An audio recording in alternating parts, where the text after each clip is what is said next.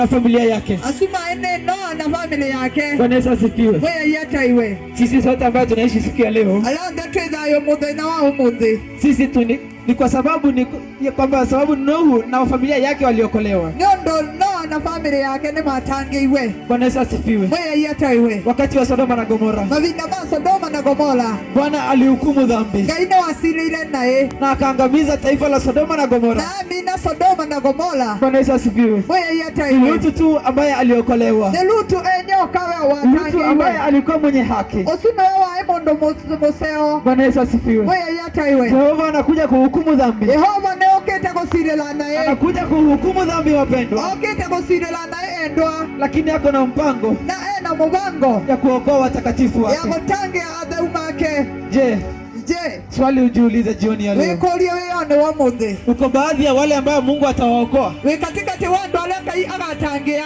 Uko baadhi ambaye Mungu atawaokoa katika unyakuzi? Wikatikati wandu alengai akosa thini wa kuvulia kwa kanisa. Tumeahidiwa unyakuzi wa kanisa. Nito tabetie ngewa ya kuvulwa kwa kanisa.